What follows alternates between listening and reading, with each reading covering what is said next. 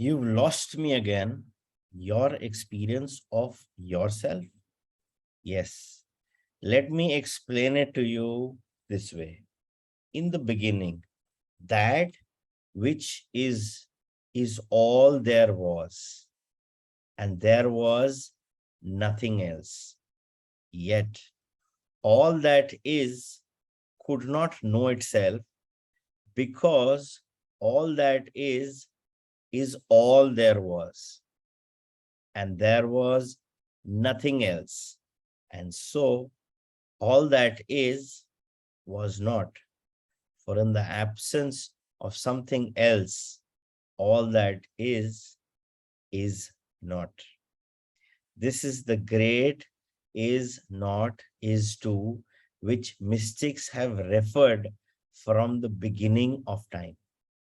Now, all that is knew it was all there was, but this was not enough, for it could only know its utter magnificence conceptually, not experientially. Yet, the experience of itself is that for which it is longed, for it wanted to know what it felt like to be so magnificent. Still, this was impossible because the very term magnificent is a relative term. All that is could not know what it felt like to be magnificent unless that which is not showed up in the absence of that which is not, and that which is not. Do you understand this? I think so. Keep going. All right. The one thing that all that is new is that there was nothing else. And so it could and would never know itself from a reference point outside of itself. Such a point did not exist. Only one reference point existed, and that was the single place within. The is not is, the am not am. Still, all of everything chose to know itself experientially. This energy, this pure, unseen, unheard, unobserved, and therefore unknown by anyone else, energy chose to experience itself as the utter magnificence it was. In order to do this, it realized it would have to use a reference point within. It reasoned quite correctly that any portion of itself would necessarily have to be less than the whole, and that if it thus simply divided itself into portions, each portion being less than the whole could look back on the rest of itself and see magnificence. And so all that it is divided itself, becoming in one glorious moment that which is this and that which is that. For the first time, this and that existed quite apart from each other, and still both existed simultaneously, as did all that was neither. Thus, three elements suddenly existed: that which is here, that which is there, and that which is neither here nor there, but which must exist for here and there to exist. It is nothing which holds the everything. It is the non-space which holds the space. It is the all which holds the parts. Can you understand this? Are you following this? Now, is this clear? Because this is one of the most confusing paragraphs. Not at all clear to me All for right. sure. Yeah. So now what is, ये क्या बात कर रहा है? ये बड़ा simple language में अगर मैं इसको decode करके I'll try to, translate it in a refined and an easy manner. In the beginning, that which is all there, there was nothing else. In the beginning, now we need to coin it with a term. Now, the actual sense of this entire paragraph is consciousness. Okay. So in the beginning, which it was all there, there was nothing else. That means it was just consciousness all around. Yet all that it could not know itself. Consciousness ही सारी जगह थी. So consciousness को पता ही नहीं लग रहा था कि मैं हूं कौन. Okay. Because all that is all there was, because everything was consciousness and there was nothing else.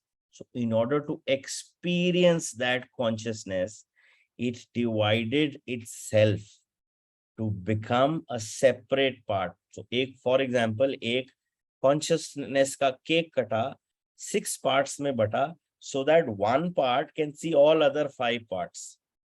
Okay. For in the absence of something else, all that is not. Okay.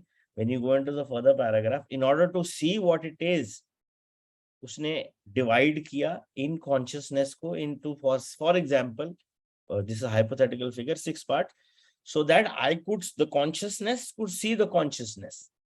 That got invented there. और वहां पे जब हमने this और that कर दिया, there came in the world where everybody got confused.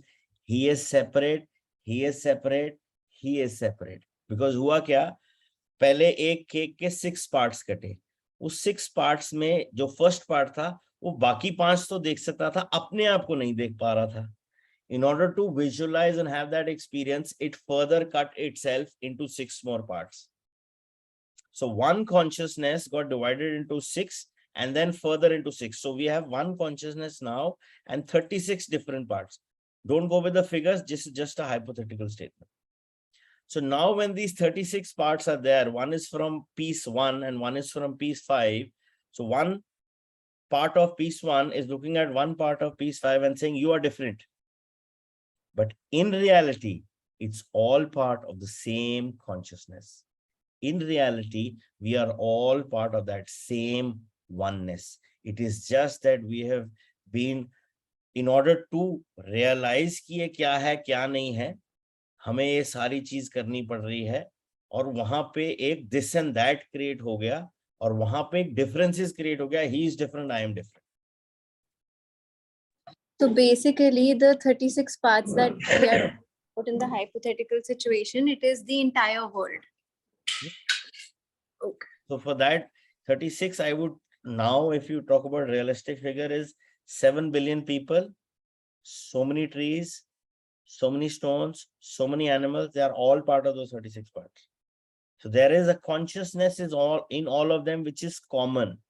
But itna evolution ka cycle strong ho chuka hai that we feel and we now are of firm opinion that he is different, I am different. But when we get to the sages experience, or ye jo mystics hote hain ya jo sadgurus hote hain, who talk about oneness and say that we've had that oneness experience, that is where they realize that everything is one. So you go to the core, you go to the source.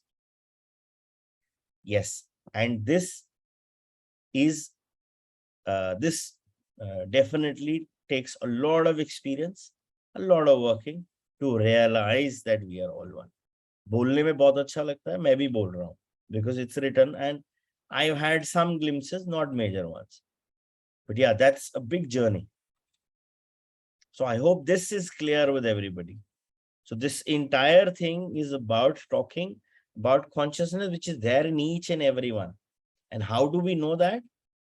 Because each and every one is living here on planet Earth, is taking the same oxygen. और उस oxygen को जब हम breathe कर रहे हैं, उस breath के अंदर कॉन्शियसनेस है, दैट इज द प्राणा of the body. I hope I'm clear. Yes, got it. Good. I think I am actually, believe it or not, you have used such a clear illustration that I think I am actually understanding this. I'm going to go further. Now, this nothing which holds the everything in what some people call God, yet that is not accurate either. For it suggests that there is something God is not, namely, everything that is not nothing, but I am all things, seen and unseen. So here God is kind of correlated with what we were explaining earlier as consciousness. But I am all things, seen and unseen. So this description of me as the great unseen, the nothing or the space between, an essentially Eastern mystical definition of God is no more accurate than the essentially Western practical description of God as all that is seen. Those who believe that God is all that is and all that is not are those whose understanding is correct.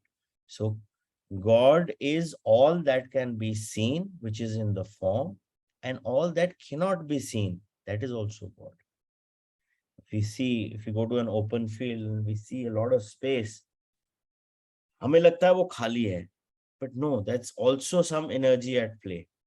So there is nothing which is vacant. It is just that we cannot see it. So God is there, everything which has form, चाहे वो humans or animals or plants or anything which does not have form, air, everything present around has God in it. That is why the whole concept of breathing oxygen, because the oxygen, the breath is the carrier of that consciousness, the carrier of that prana, which is a God element, which gives you life. And it's only when once the person dies and the soul exits the body and the body is there, the person will not breathe. तो वो प्राणा अंदर नहीं जा रहे. Oxygen तो आज भी है बाहर, उसमें तो कोई चेंज नहीं. Now, in creating that which is here and that which is there, God made it possible for God to know itself. In the moment of this great explosion from within, God created relatively the greatest gift God ever gave to itself. Thus, relationship is the greatest gift God ever gave to you, a point to be discussed in detail later. From the no thing, thus sprang the everything, a spiritual event entirely consistent, incidentally, with what your scientists call the Big Bang Theory, as the elements of all raced forth. Time was created, for a thing was first here, and then it was there, and the period it took to get from here to there was measurable. Just as parts of itself which are seen began to define themselves relative to each other, so too did the parts which are unseen. God knew that for love to exist and to know itself as pure love, its exact opposite had to exist as well. So God voluntarily created the great polarity, the absolute opposite of love. Everything that love is not, what is now called fear. In the moment fear existed, love could exist as a thing that could be experienced. So when we talk about this duality on school of earth or playground of earth or planet earth, whatever name you want to call it, each and every experience you gain in duality. Now, what do you mean by that? In order to experience love, God had to create the opposite of love. That is what we call fear. कि इससे मुझे डर लग रहा है, तो fear का opposite love हुआ, तो ये तो मुझे अच्छा लग रहा है, I am loving this. So in order to know the value of love, God voluntarily created the opposite, so the dual part, and that is fear. So when we are talking about duality, we are talking about a coin which has two sides, and both sides are part of the same coin. So अगर उस coin में एक side पे love है, तो flip पे fear है. Fear है तो पता लगा ना love क्या है,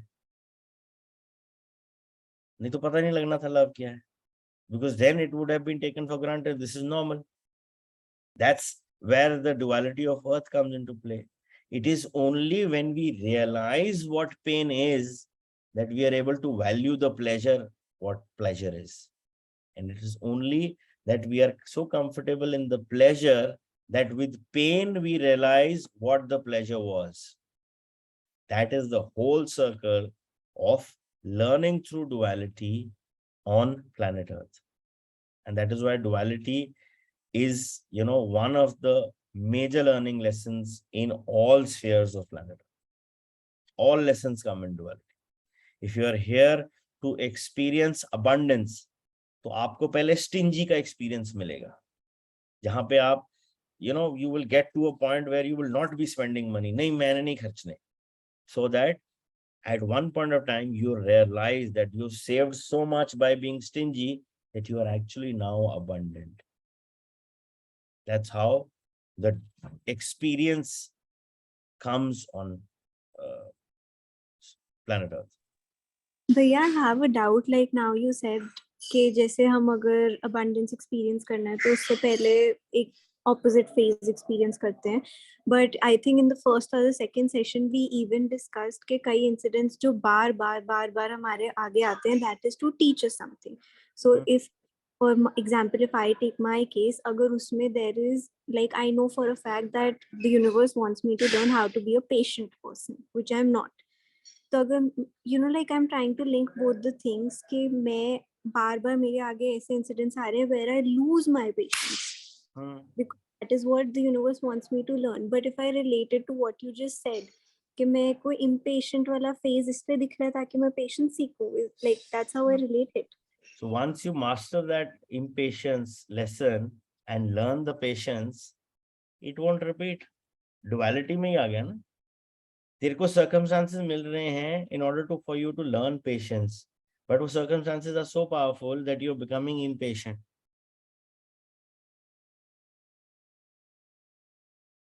It's a very clear example of how duality works. अगर तेरे को वो experiences मिल रहे हैं जहां पे you are already patient, what is there to learn? There's no duality, there's no lesson. You will attract those circumstances where you will lose your patience. Until the time you do not master the patience through impatience, you will not complete the duality cycle.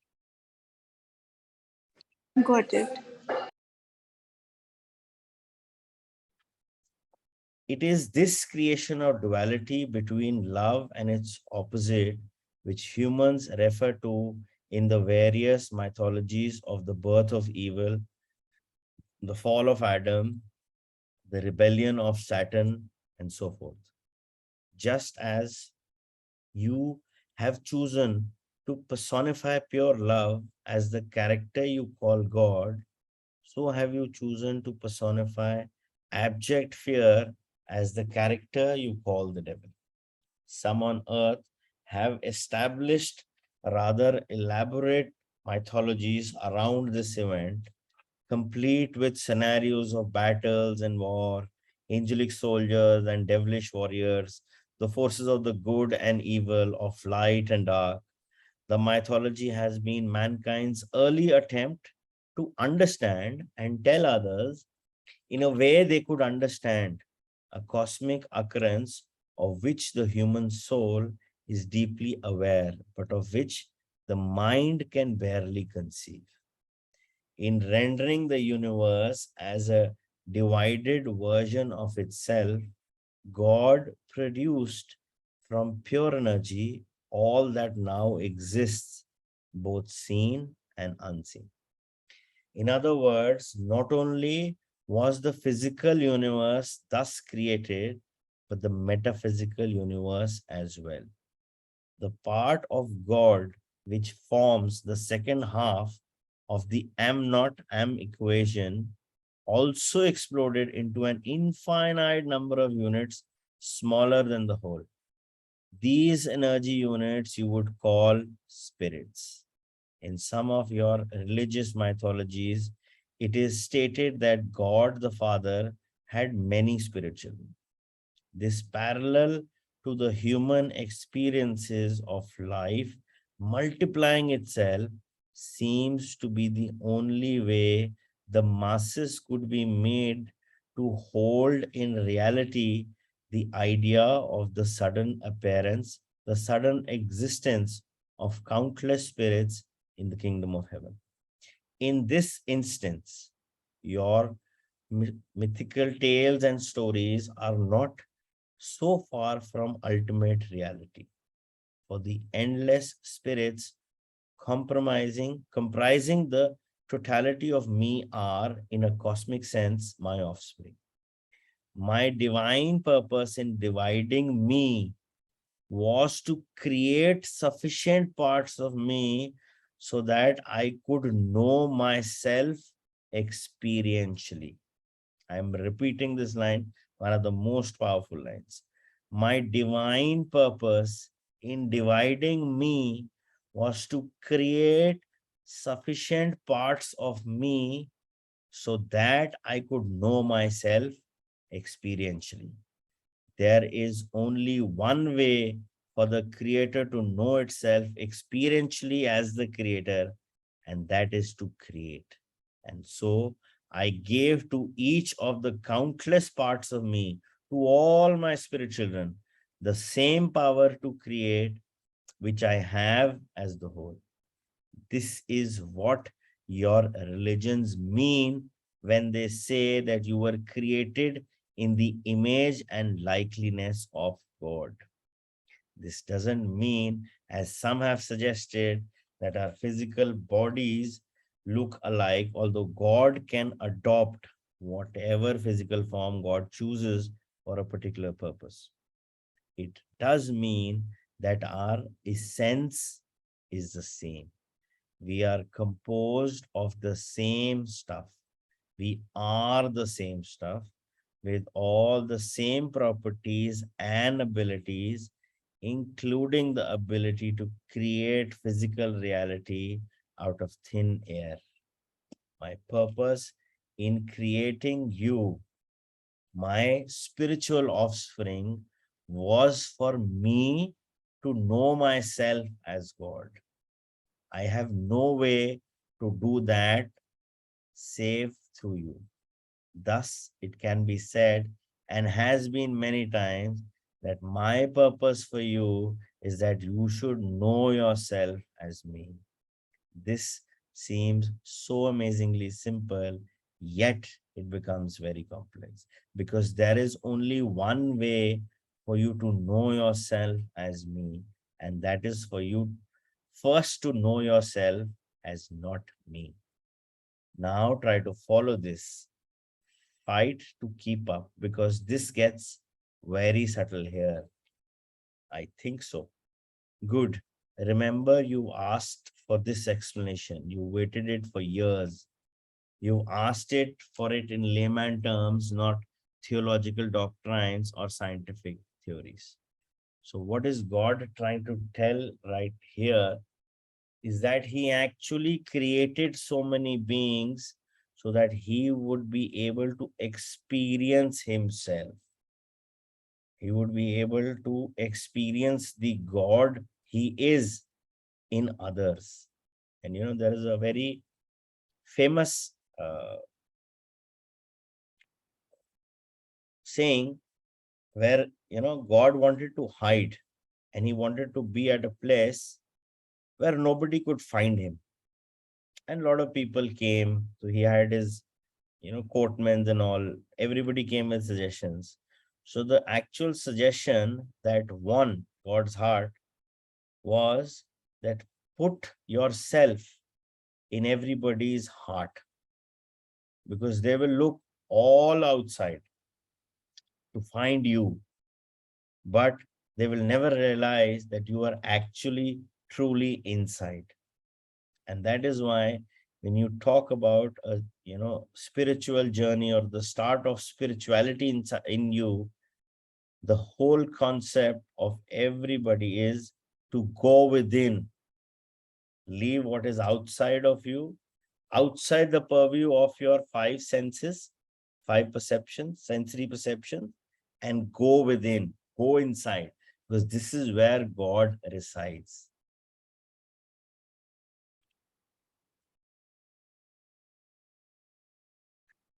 Yes, I know what I have asked, and having asked, so shall you receive. Now, to keep things simple, I am going to use your children of God mythological model as the basis of discussion, because it is a model with which you are familiar, and in many ways it is not that far off.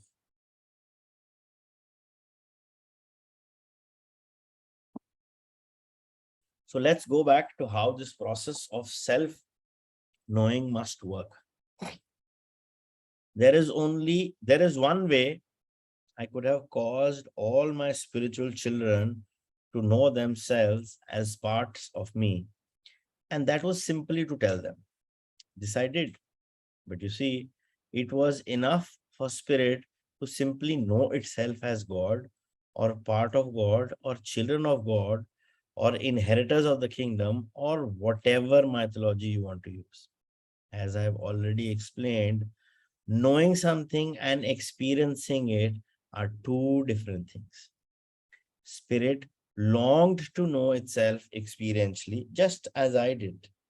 Conceptual awareness was not enough for you. So I devised a plan. It is the most extraordinary idea in all the universe and the most spectacular collaboration. I say collaboration because all of you are in it with me. Under the plan, you as a pure spirit would enter the physical universe just created. This is because physically is the only way to know experientially what you know conceptually. It is, in fact, the reason I created the physical cosmos to begin with, and the system of relativity which governs it and all creation. Once in the physical universe, you, my spirit children, could experience what you know of yourself. But first, you had to come to know the opposite. To explain this simplistically, you cannot know yourself as tall unless or until you become aware of short. You cannot experience the part of yourself that you call fat unless you also come to know thin. Taken to ultimate logic, you cannot experience yourself as what you are until you've encountered what you're not. This is the purpose of the theory of relativity and all physical life. It is by that which you are not that you yourself are defined. Now, in the case of the ultimate knowing, in the case of knowing yourself as the creator, you cannot experience yourself as creator and until you create. And you cannot create yourself until you uncreate yourself. In a sense, you have to first not be in order to be. Do you follow? I think. Stay with it. Of course, there is no way for you to not be who and what you are. You simply are that pure creative spirit, have been always and always will be. So you did the next best thing. You caused yourself to forget who you really are. Upon entering the physical universe, you relinquished your remembrance of yourself. This allows you to choose to be who you are rather than simply wake up in the castle, so to speak. It is in the act of choosing to be rather than simply being told that you are a part of God, that you experience yourself as being at total choice, which is what by definition God is. Yet, how can you have a choice about something over which there is no choice? You cannot be my offspring no matter how hard you try, but you can forget. You are, have always been, and will always be a divine part of the divine whole, a member of the body. This is why the act of rejoining the whole, of returning to God, is called remembrance. You actually choose to remember who you really are, or to join together with the various parts of who you experience, the all of you, which is to say, the all of me. Your job on earth, therefore, is not to learn, because you already know, but to remember who you are and to remember who everyone else is. This is why a big part of your job is to remind others, that is, to remind them so that they can remember also. All the wonderful spiritual teachers have been doing just that. It is your sole purpose. That is to say, your sole purpose. So that's the game God has designed for us. So in itself, everybody knows, and God is very clear that you are a part of me. But rather than bringing us to planet Earth with this knowing, he erases the memory. So the entire journey on planet Earth is about realizing and figuring out who we truly are. But उस case में जब हम अर्थ पे आते हैं तो हमें एक माइंड साथ में दिया जाता है और एक बॉडी साथ में मिलती है. So the spirit, the gods spirit children, they get a body and they get a mind. But the whole journey is to remember who we truly are. Now, this is where the mind gets tricky. Because hamari association with the mind is so strong initially that जो हमारे mind में चल रहा है, that chatterbox, we associate this as our true self. जो मेरा mind बोल रहा है ये तो मेरी बात ही है. सो हमने माइंड को एक कॉन्सेप्ट में इतनी पावर दे दी है by associating the mind as us. So when we do not have that actual knowing that who we truly are, and in search of that journey to know who you truly are, we encounter the mind and we give it so much of importance, and we actually equate our mind as ourselves. और इस चीज का फायदा आपका mind उठाता है, and that gives the rise, and that is where the ego is born. Because your true association is to associate with who you truly are, which is part of God or God itself. But in this process, हमें वो पता नहीं लगा, तो हमने mind को एक signal दे दिया और उसको इतनी इंपॉर्टेंस दे दी कि भैया you are the true self, I am the mind. That gives rise to the ego. That is why it is said an egoistic mind. ऐसी नहीं माइंड को ईगो आई, बिकॉज हमने उसको इतनी इंपॉर्टेंस दे दी है कि हम तो the mind is our true self. That gives the ego the boost. That is where the ego is born. But if we realise, and once we need to actually realize who we truly are, and get to know the association of being the spirit child of God, is said to still the mind. Because जब तक अब हम उसको शांत नहीं करेंगे, उसकी ego को, सेल्फलेसनेस को साइड नहीं करेंगे, वो हमें नीचे कनेक्ट नहीं करने देगा. Because of the inflated ego given by us with an association that he is our true self. ये सारा झोल है. Who we truly are part of, the spirit children of God. But हमें ये पता नहीं है. But हमें जब अर्थ पे आया तो हमें एक बॉडी मिली, माइंड मिला. तो हमने कहा भाई ये तो हमारा, हम, this is us, this body is me, this mind is me. And that gives rise to the ego in the mind. And I don't know if you were heard, but there is ego in the body as well. But somehow it does not speak.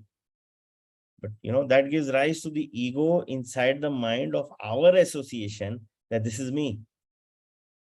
And when we actually get on to a journey to realize who we truly are, because फिर हम उस mind में फंस जाते हैं, उस ego में फंस जाते हैं, and we are frustrated to the core. Because there is a limit the mind can handle. That is where we actually take that journey to know who we truly are. And वहां पे फिर हम mind से work करते हैं. And then that is where we work and try to silence the mind.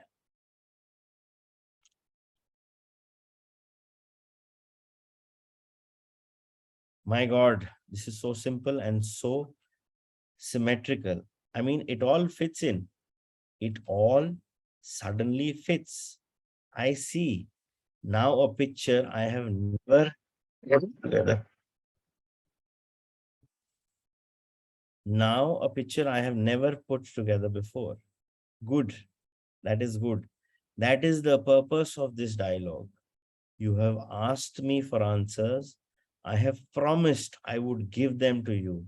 You will make of this dialogue a book, and you will render my words accessible to many people. It is part of your work. Now you have many questions, many inquiries to make about life. We have heard, we have here placed the foundation. We have laid the groundwork for other understanding. Let us go to these other questions, and do not worry if there is something about what you've just gone through you do not thoroughly understand. It will all be clear to you soon enough. There is so much I want to ask. There are so many questions. I suppose I should start with the big ones, the obvious ones, like why is the world in the shape it is? All the questions man has asked of God, this is the one asked most often. From the beginning of time, man has asked it. From the first moment to this, you have wanted to know, why must it be like this?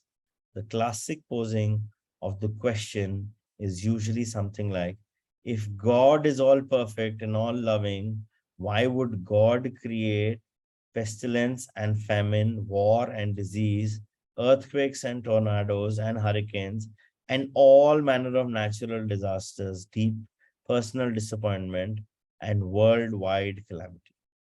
The answer to this question lies in the deeper mystery of the universe and the highest meaning of life. I do not show my goodness by creating only what you call perfection all around you. I do not demonstrate my love by not allowing you to demonstrate yours.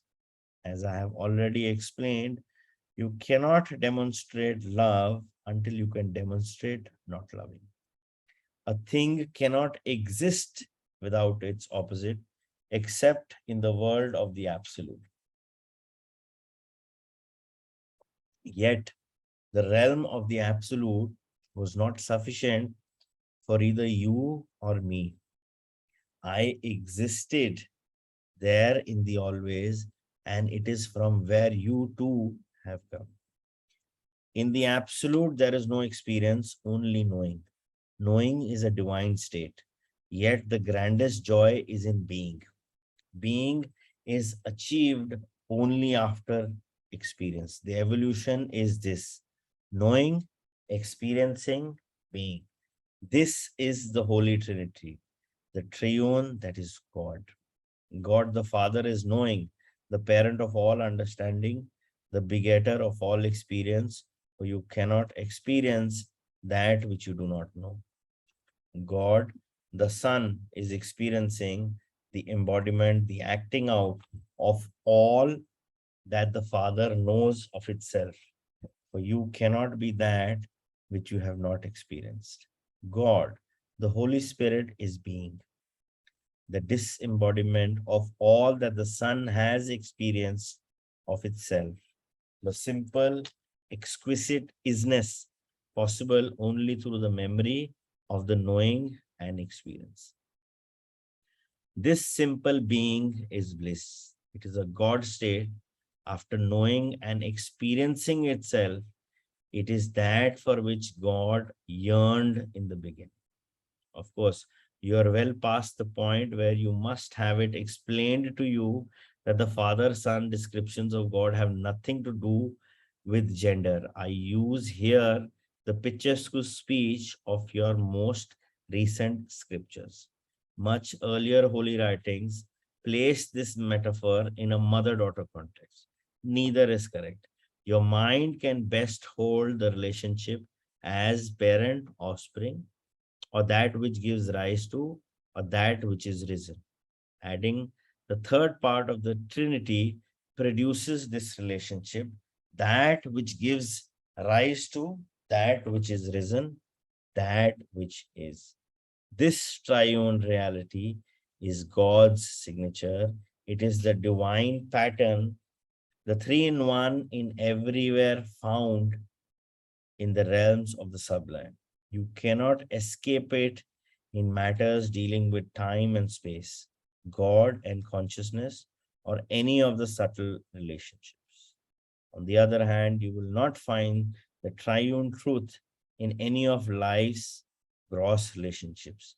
The triune truth is recognized in life's subtle relationships by everyone dealing with such relationships. Some of your religionists have described the triune truth as Father, Son, and the Holy Ghost. Some of your psychiatrists use the terms superconscious, conscious, and subconscious. Some of your spiritualists say mind, body, and spirit. Some of your scientists see energy, matter, ether. Some of your philosophers say a thing is not true for you until it is true in thought, word, and deed. When discussing time, you speak of three times only: past, present, future. Similarly, there are three moments in your perception: before, now, and after. In terms of spatial relationships, whether considering the points in the universe or various points in your own room, you recognize here, there, and the space in between. So we pause here